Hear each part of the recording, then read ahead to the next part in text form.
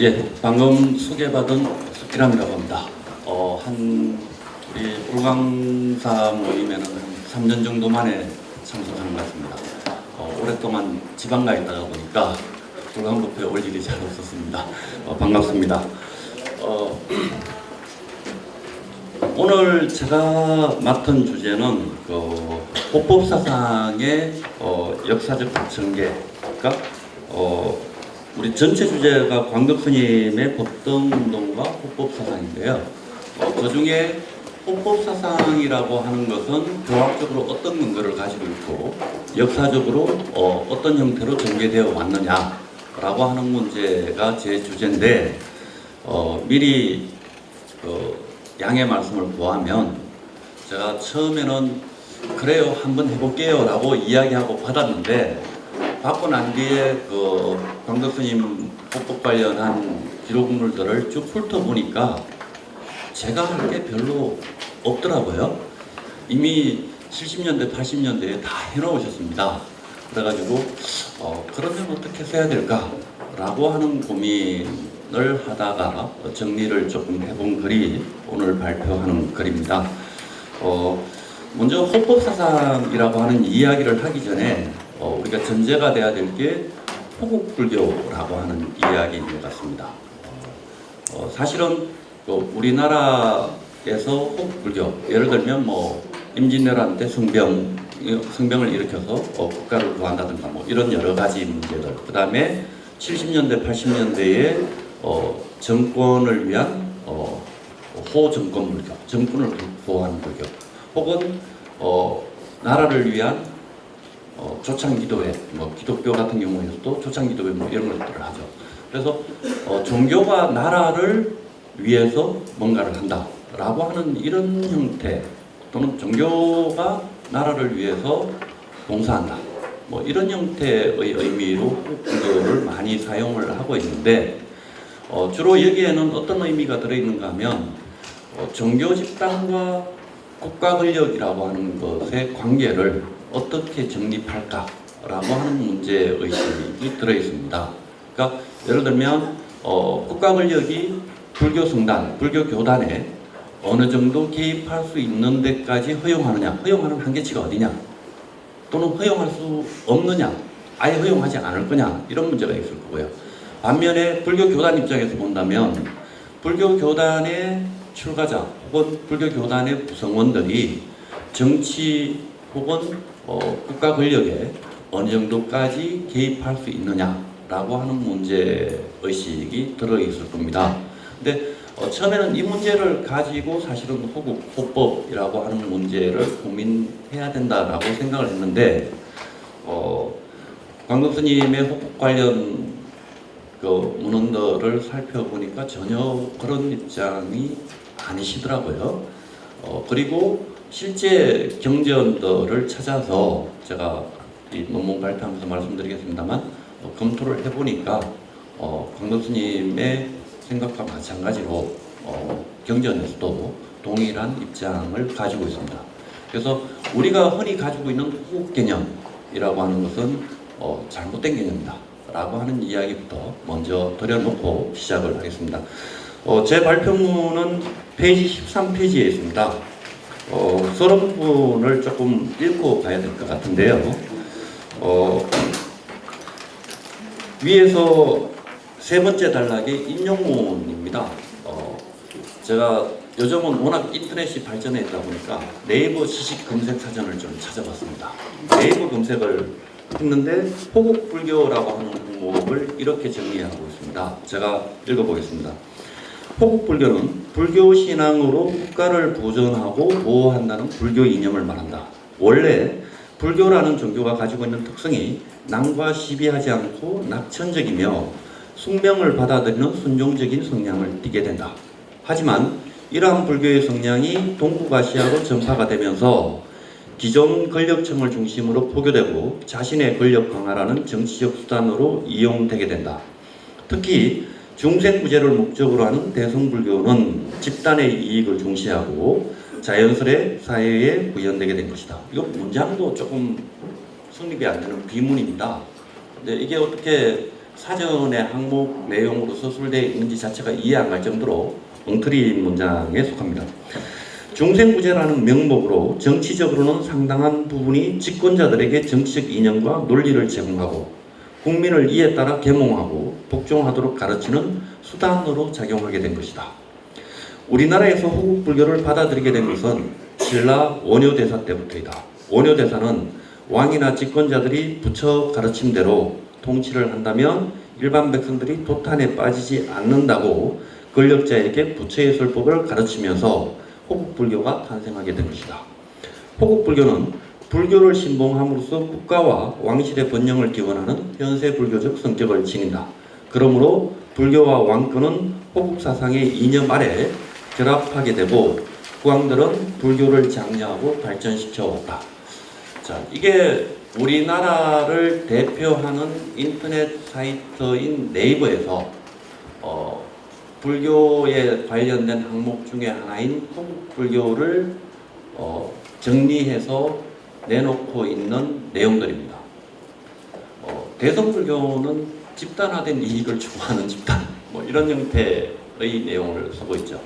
그리고 원효 스님이 호국불교를 만들어낸 결정적인 계기다. 뭐 이런 형태의 얼토당토하는 내용들이 정리되어 있습니다. 그래서 제가 왜 찾아봤느냐면 혹여나 어떻게 쓰고 있을까 싶어서 찾아봤는데 무지진지하게 제 목소리를 들으셨지만 안에 들어있는 내용은 엉터리고 문장도 잘 안되는 비문들로 채워져 있습니다. 그러니까 우리가 가지고 있는 호국불교에 대한 이념, 개념 정리가 이러하다면 사실은 그럼 불교 안에도 이렇게 이해하는 분들이 많지 않을까라고 하는 생각을 하게 되는 거죠. 그래서 이런 부분들이 조금 수정되어야 되겠다라고 하는 생각을 가지고 있고요.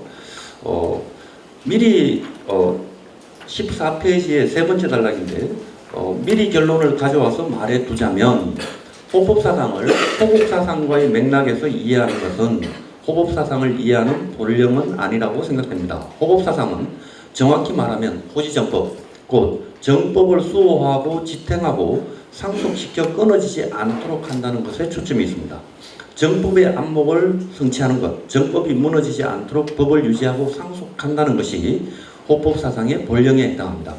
그렇게 말하면 호국이라는 것은 호법에 의해서만 유지가 가능한 것이며 다시 호법은 정법에 의해서 유지상속이 가능할 것입니다.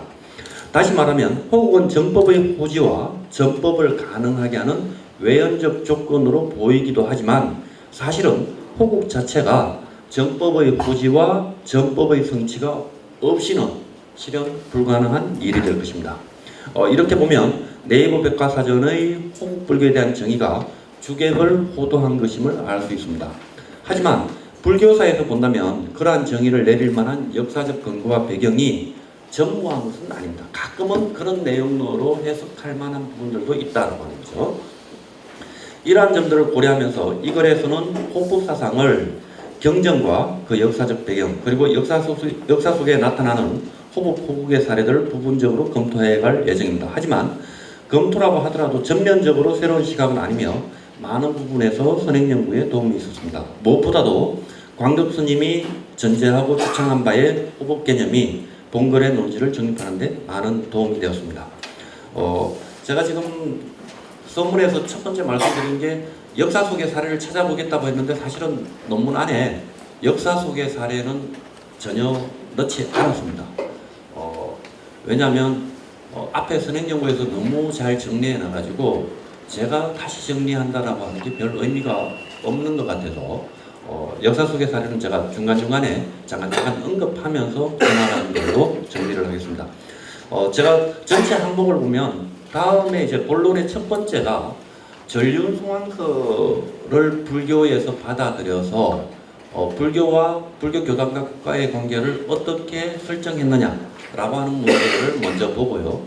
그 다음에 호법을 말하는 경전 안에 호법 사례와 그 내용을 살펴보고 그 다음에 호국을 말하는 경전들에서 그게 호국이 어떤 의미로 나타나는지를 그걸 살펴본 다음에 다시 호법, 전법이라고 하는 문제를 가지고 결론을 내리는 형태로 말씀을 드리겠습니다. 먼저 전륜송왕설인데요. 전륜송왕설은 잘 아시는 것처럼 아쇼카 왕으로부터 기원됩니다 라고 말씀드리면 참 좋겠습니다만, 불교 안에서 전륜송왕설은 원래부터 불교 안의 설이 아니라 불교 바깥에 있던 설을 불교에서 채용하면서 등장하는 설이기도 합니다. 그러니까 제일 처음에는 불교가 성장할 때, 예를 들면 부처님이 출현하셔가지고 세상에 제세하실 때는 불교 인도 안에 16개의 대국이 있었는데 공화국적인 형태의 정치 체제를 가지고 있는 나라가 있었고요. 그러니까 정치 합의체가 여러 부족들이 모여서 논의해가지고 집단 지도 체제에 의해 가지고 요즘 민주제하고 비슷합니다. 민주제하고 비슷한 체제를 가진 공화정 체제의 국가가 있었고, 그 다음에 전제왕국 체제의 국가가 있었다. 왕권 중심으로 돌아가는 국가가 있었는데, 부처님이 제세하시는 동안에 이미 이 공화정 형태의 국가들은 전제왕권의 국가들에 의해서 점차 멸망해 나갑니다. 근데 불교 안에서는 원래는 어떤 입장을 가지고 있는가 하면, 부처님이 성가 공동체 안에서 이야기를 할 때 모든 의사결정을 만장일치의 논의에 의해서 만장일치의 의견을 이끌어내는 것처럼 모든 사람의 상하의 의견을 평등하게 반영해가지고 전체 공통되는 의견을 이끌어 나가는 형태의 정치체제를 지향하고 있습니다. 그러니까 성가 안에서 대단히 민주적이죠. 성가 공동체가 대단히 민주주의인 것처럼 그 성가 공동체의 움직임 형태, 조직 형태를 국가체제에도 반영하고 싶어 했고, 그러한 국가체제가 불교하고 일정한 거리관계를 두고서 서로 영역을 침범하지 않으면서 일정한 균형을 유지하는 관계를 부처님은 추구했습니다. 그런데 부처님이 계시는 동안에 이미 공화정, 민주제 형태의 국가들은 멸망해 가기 시작하고 강력한 왕권을 가진 국가들이 등장하는 시대가 되니까 불교 교단 내부에서 그럼 왕권이 강력한 국가들이 등장했을 때 안에 그 국가 안에 있는 불교 교단을 저 왕들이 어떻게 대할 것인가 라고 하는 고민을 하기 시작합니다. 그 과정에서 인도 바라문교에 원래 전통적으로 존재하던 정복군주인 전륜송왕이라고 하는 개념을 불교 경전 안으로 채용해서 어떤 형태로 바꾸는가 하면, 전륜송왕은 이 세상을 정복하는 정복군주가 아니라 부처님의 가르침을 바르게 실천하는 통치자다 라고 하는 형태로 의미 개념을 바꾸어 나갑니다. 그래서 불교 안에서 왕들을 만날 때, 전제군주를 만날 때 이렇게 얘기하는 거죠. 당신은 전륜송왕이십니다. 전륜송왕은 이러이러한 분입니다. 다른 식으로 표현하면 불법을 바르게 이해하고 바르게 실천하시는 분이 전륜송왕입니다 라고 하는 이야기를 함으로 해가지고 그 전륜송왕이 불교의 이념을 받아들이고 정치 권력과 불교 교단은 적절한 관계를 유지하고, 그러니까 친밀한 관계가 아닙니다. 서로 너무 많이 개입하지도 않고 너무 많이 거리를 두지도 않는 적절한 균형 관계를 유지하는 형태를 요구를 합니다. 그리고 다행히도 부처님이 인멸에 드신 지 100년이 지나지 않아가지고 아쇼카라고 하는 통치자가 나타나죠. 근데 이 아쇼카 왕이 칼린가 전투 이후에, 정복전쟁 이후에 마우리아 제국을 세우고 정복전쟁이 끝나고 난 뒤에 자신의 피비린내 나는 삶을 반성하면서 불교가 가지고 있는 이상들을 상당 부분 자기의 통치에 받아들입니다. 받아들여서 전륜송왕이라고 하는 호칭을 불교 교단으로부터 받아냅니다.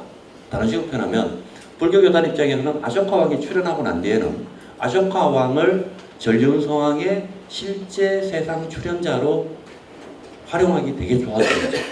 그래서 모든 왕들을 만날 때 아쇼카 왕을 봐라. 저런 사람이 전륜송왕이다.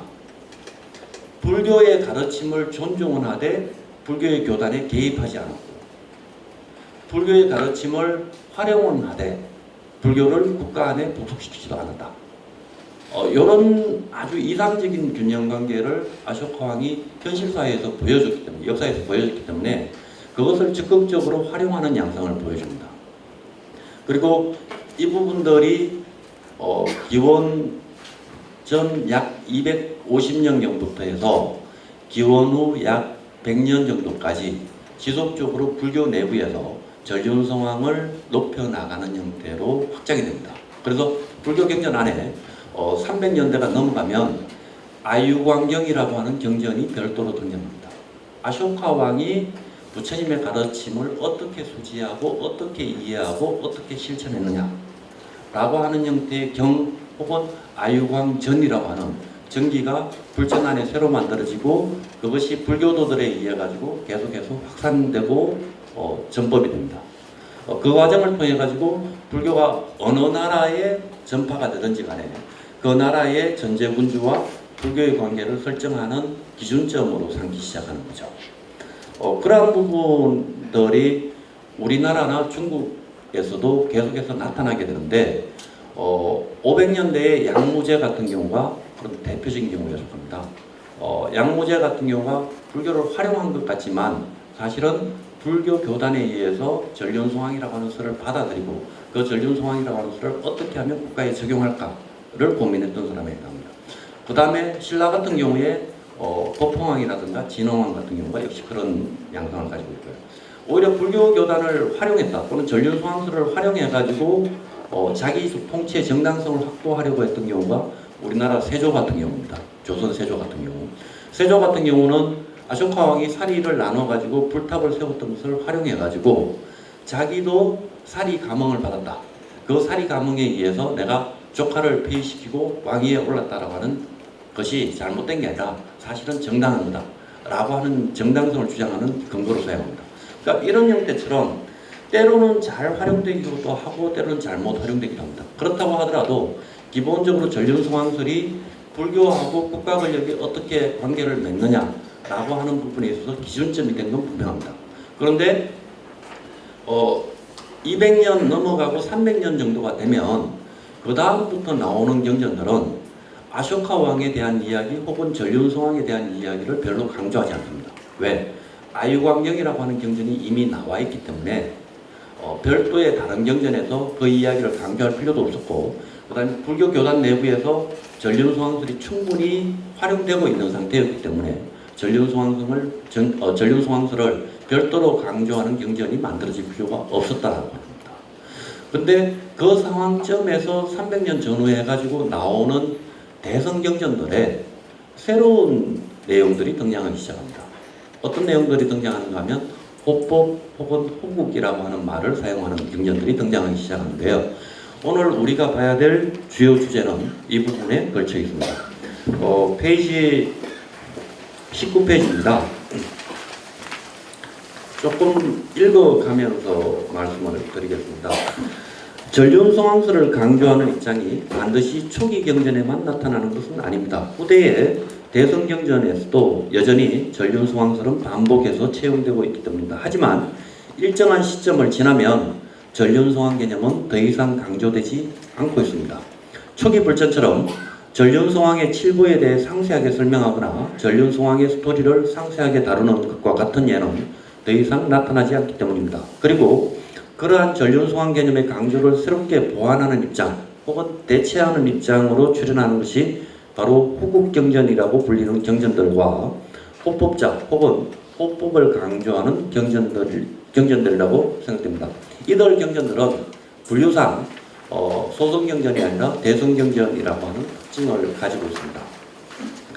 첫 번째 경전으로 제가 내놓은 게 대반열반경이라고 하는 경전입니다. 단무참이라고 하는 스님이 번역했는데요.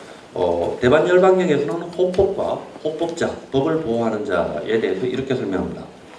여덟 번째는 호법이다.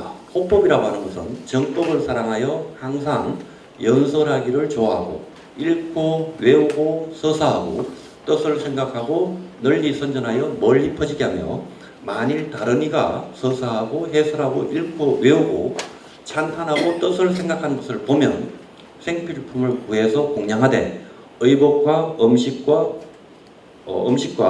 와구와 그러니까 누울 자리 잠자리죠. 잠자리와 의약으로 도우며 호흡을 위하여 몸과 목숨을 아끼지 않으니 이것을 호흡법이라고 한다. 그 다음에 건강신품에 나오는 이야기인데요. 가섭이요. 부처님이 하시는 얘기입니다. 법을 수호하는 자라고 하는 것은, 호법자라고 하는 것은 정견을 갖추고 대성경전을 널리 연설하며 임금의 보배 일상과 기름병이나 곡식과 과일 따위를 취하지 않으며 이익을 위해서 후왕과 대신과 장자를 가까이 하지 않으며 모든 단원에게 시주들에게 아첨하는 마음이 없으며 위의를 갖추어 파괴한 악인들을 굴복시키는 것을 말하니 이야말로 지게호법하는 스님이라고 할 것이다. 능히 중생의 참된 선지식이 될 것이며 그 마음은 넓기가 바다와 같으리라. 자, 요게 대반열반경에서 호법에 대해서 설명하고 있는 구절이고 호법자에 대해서 설명하는 예입니다. 근데 이 대반열반경에도 전륜성왕이라고 하는 존재의 이야기가 등장합니다. 등장하는데 전륜성왕은 법을 잘 지키고 통치를 잘 하는 왕이다. 이런 이야기가 등장하는 게 아니라 어떤 이야기가 등장하는가 하면요. 붓다가 전생의 전륜성왕이었을 때 애욕을 가지고 아주 사랑하는 왕비가 있었는데 결국은 이별하게 되더라. 그러니까 뭐냐면 만남에 집착을 해도 결국은 이별한다. 이별로 인해서 고통이 일어난다. 이런 이야기를 설명하는데 전륜성왕을 활용하고 있습니다. 전륜성왕 이야기를 하고 있습니다. 그러니까 정법의 통치자 이런 개념으로서는 열반경에서 활용 안 되고 있다는 거죠.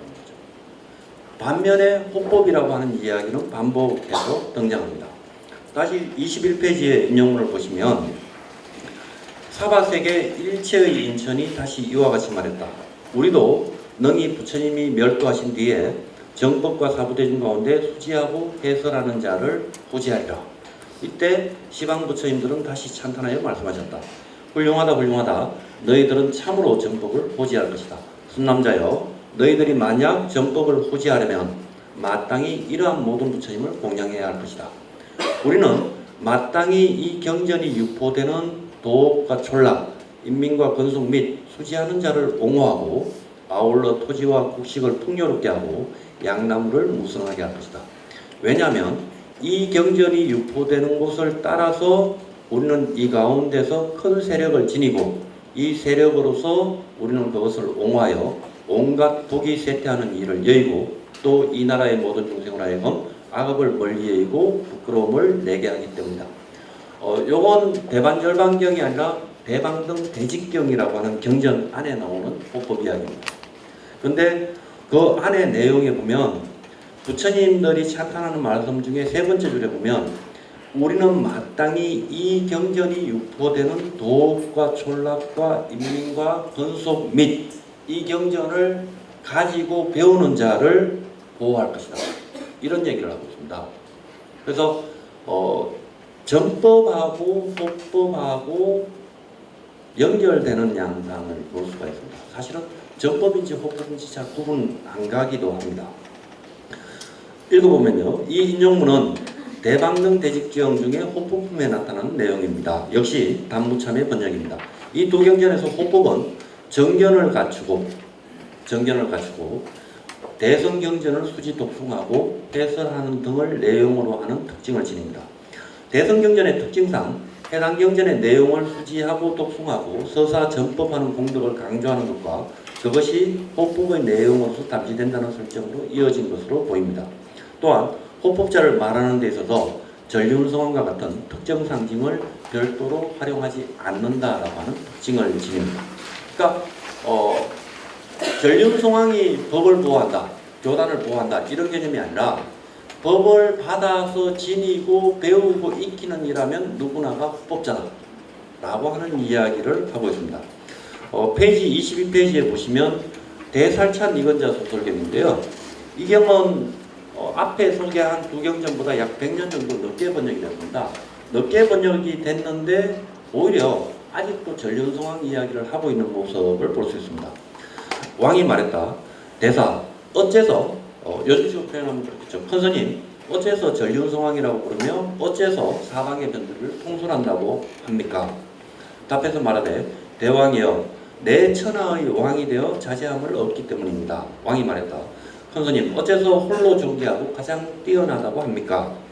대왕이 명령을 하면 어기는 이가 없기 때문입니다. 왕이 다시 말합니다. 큰스님 어떤 것이 호법입니까? 라고 물으니까 답합니다.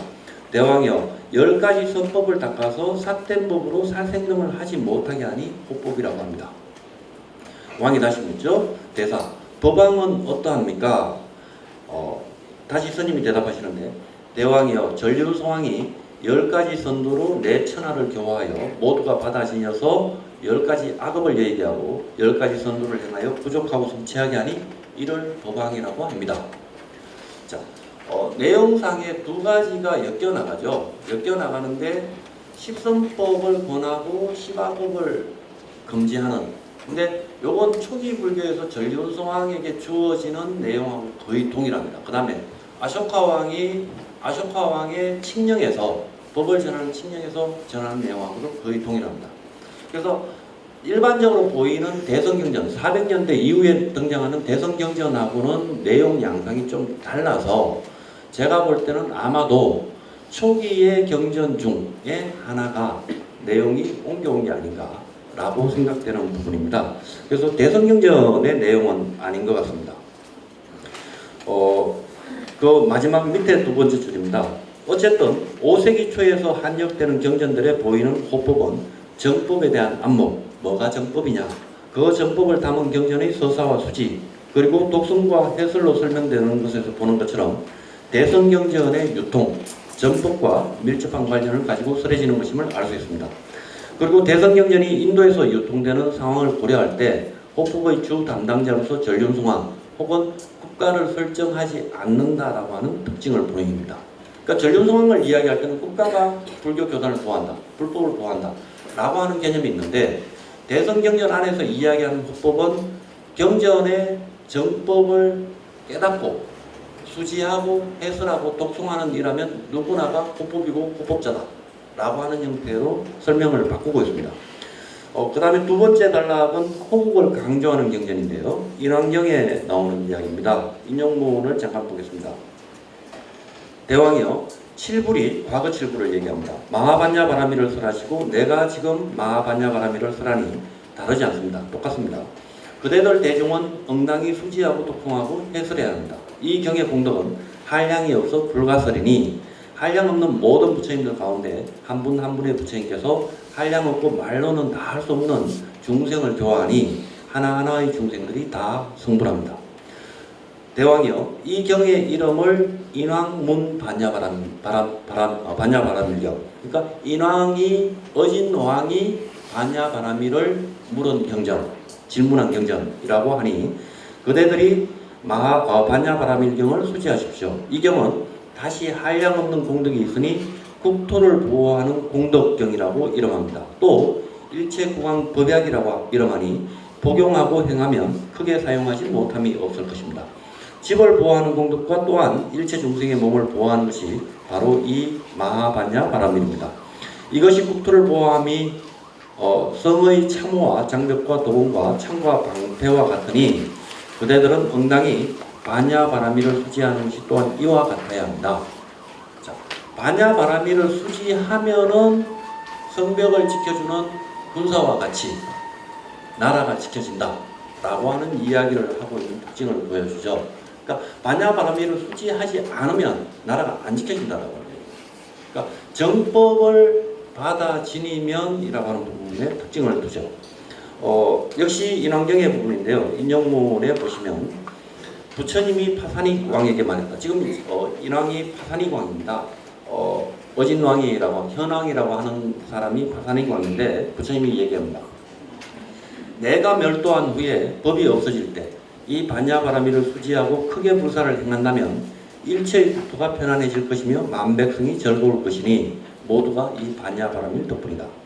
그러므로 모든 국왕에게 부촉하고 비구와 비구니 청신남과 청신녀에게 부촉하지 않는다. 어째서인가? 왕의 힘이 없기 때문이니 그러므로 부촉하지 않는다. 그대는 응당히 수지하고 독송하여 그 의리를 깨달아야 한다. 대왕이여 내가 지금 100억의 수미세계를 교화한 바 100억의 해와 달이 있으며 하나하나의 수미산에 4개의 천하가 있다. 그 남선 부주에 16개의 대국이 있고 500개의 중간 나라가 있으며 1만 개의 작은 나라가 있다. 그 국토 중에 7가지 재난이 있어서 재앙이 있어서 일체의 국왕이 이 재앙을 당하면 반야바라미를 강독한다면, 이 재앙을 당해서 반야바라미를 강독한다면 7가지 재앙이 즉시 소멸하고 7가지 복이 즉시 생겨나리니 만 백성이 안락하고 제왕이 즐거워할 것이다. 요게 인왕경을 호국경전이라고 이야기하는 주 핵심 요인입니다. 그래서 인왕경을 가지고 이 내용을 미천 삼아서 중국과 한국의 여러 역사 안에서 국왕들이 인왕호국경을 기반으로 한 인왕백고자 도량이라고 하는 법회를 엽니다. 가장 핵심 내용은 뭐냐면 100명의 스님들을 모셔서 이 인왕호국 반야바라밀경을 아침 저녁으로 독송하는 데 있습니다. 독송을 하면은 저절로 나라가 편안해지고 나라가 보호받는다 라고 하는 내용이 있기 때문에 이 경전을 통해서 인왕백고자 도량을 펼치면 나라가 평안해진다 라고 하는 개념 때문에 계속해서 법회를 하는 건데요. 중국에서는 생각보다 많이 안 이루어지는데 우리나라 신라에서는 꽤나 많이 이루어지고요. 역사적으로 보면 고려시대에 동아시아, 중국, 일본, 한국 전체에서 이루어진 것보다 더 많은 횟수의 인왕백고자 도량이 고려시대에 이루어집니다. 그러니까 어마어마하게 많이 이루어졌다고 하는 거죠. 그런데 핵심 내용을 살펴보면 불교가 국가를 위해서 빌어주는 게 아니죠. 핵심 내용은 이렇습니다. 국왕이 백고자 도량을 펼쳐가지고 인왕경을 읽어서 반야바라미를 사람들에게 이해시키면, 그 다음에 국왕이 이해하면 이라고 하는 전제를 깔고 있습니다. 그래서 국왕이 기도 백날 천날 해봤자 소용이 없는 거고 반야바라미를 읽고 이해해 가야만 효용이 발현한다라고 하는 거죠. 그래서 이건 정확히 말하면 국가를 보호한다라고 하는 말을 빌어서 반야바라밀경을 제대로 읽어라 라고 하는 이야기를 하고 있는 겁니다. 그래서 호국이 아니라 호법 이야기를 하고 있는 거죠. 그래서 인용문에 보시면요, 25페이지에 보시면 제가 줄을 쳐놨습니다. 100명의 법사를 초청해서 반야바라미를 강의할 것을 요청하고, 그 다음 페이지에 보시면 대왕이 하루에 2번씩 이경을 읽어라 라고 하는 내용을 반야바라밀경 안에 명확하게 적어 놓고 있습니다. 그래서 실제는 호국이라고 하는 이름을 붙여놓고 인왕호국 반야바라밀경이라고 하는 이름을 붙여놨지만 실제로는 호법하세요 라고 하는 이야기로 내용을 삼고 있는 경전이 되겠습니다. 설행의 내용과 형식은 매우 다양해 보이지만 핵심은 아주 간단합니다. 100명의 법사를 청해서 반야바라밀을 강설할 것을 청하고 국왕 역시 하루에 2번 이경을 강독하라는 것입니다. 그 형식은 반야바라밀의 힘, 달리 말해 정법 시국의 효용을 드러내는 과정에 불과합니다. 결국은 반야바라밀이라는 정법을 수지하고 독송하는 힘에 의해서 호국이 성취되는 것이며, 호국은 국왕의 적극적인 호법불사를 전제로 성립되는 것이니 명료하게 드러납니다. 자세하게 언급하는 것은 피하겠지만 금강명경은 또 다른 호국경전인데요. 금강명경은 인왕반야바라밀경과 비교할 때 좀 더 직접적으로 표현합니다. 이 경의 사천왕품에는 나라에 해로운 일이 있거나 원수가 국경을 침범하거나 흉년이 들고